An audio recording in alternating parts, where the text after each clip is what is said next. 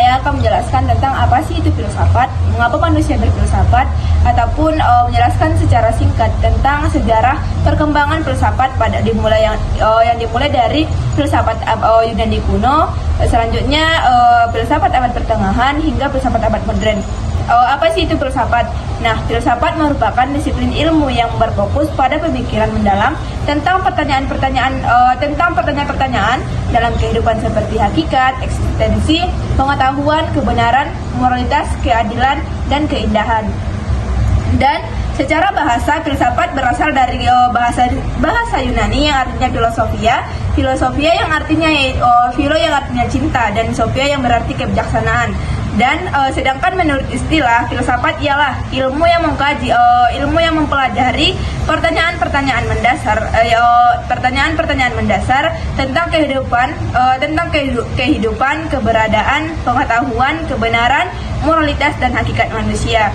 Jadi, dapat kita simpulkan bahwa filsafat merupakan disiplin ilmu yang membahas segala hakikat, keberadaan, kebenaran, dan moralitas.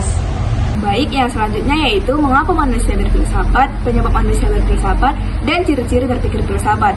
Nah, mengapa manusia berfilsafat? Karena adanya keraguan, dan penyebab manusia berfilsafat ialah karena adanya keraguan memahami hal-hal mendalam tentang kehidupan, dunia, dan diri mereka sendiri. Filsafat ialah seperti bertanya dan mencari jawaban tentang pertanyaan-pertanyaan yang sulit, misalnya apa arti hidup, mengapa kita hidup, mengapa kita ada di sini. Orang-orang mulai berfilsafat ketika mereka merasa penasaran dan ingin tahu tentang hal-hal yang tidak punya jawaban yang mudah. Baik, yang selanjutnya yaitu ciri-ciri berpikir filsafat. Ciri-ciri berpikir filsafat yaitu yang pertama radikal ialah berpikir filsafat harus secara mendalam. Yang kedua yaitu universal, yaitu menyeluruh ataupun luas. Dan yang ketiga yaitu sistematis. Yang keempat dapat dipertanggungjawabkan dan lain sebagainya.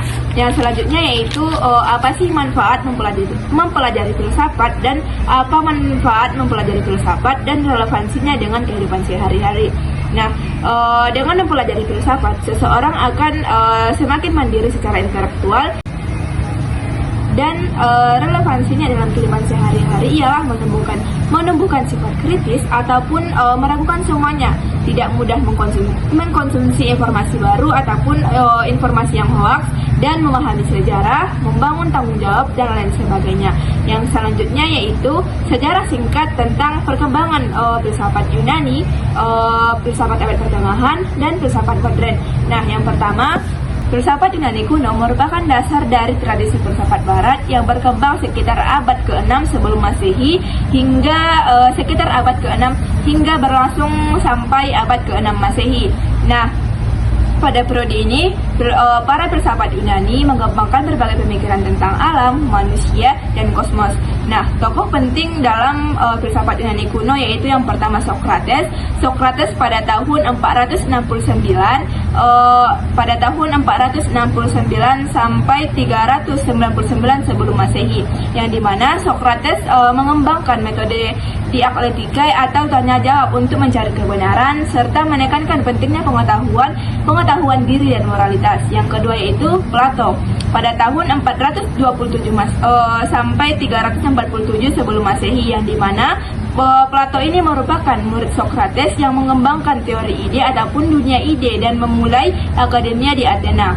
Yang ketiga yaitu Aristoteles, yang dimana pada tahun 384 hingga 322 sebelum Masehi, yang kemudian Aristoteles ini merupakan murid Plato yang menekankan pentingnya pengamatan empiris dan logika.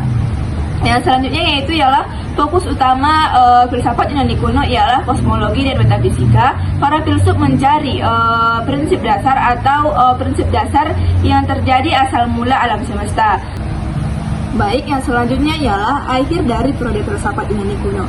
Periode filsafat Yunani kuno dianggap berakhir sekitar abad ke-6 Masehi ketika Akademia Plato ditutup oleh Kaisar pada tahun 529 Masehi, yang dimana penutupan ini menandai berakhirnya tradisi filsafat Yunani kuno sebagai pusat pendidikan yang formal.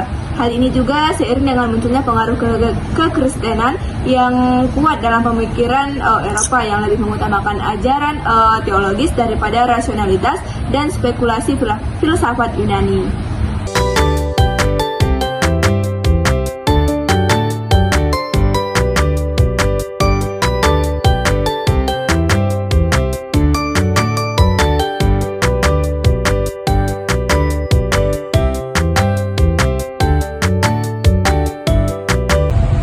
Baik, cukup sekian pembahasan saya pada hari ini. Bila ada kata-kata saya yang salah, mohon dimaafkan. Assalamualaikum warahmatullahi wabarakatuh.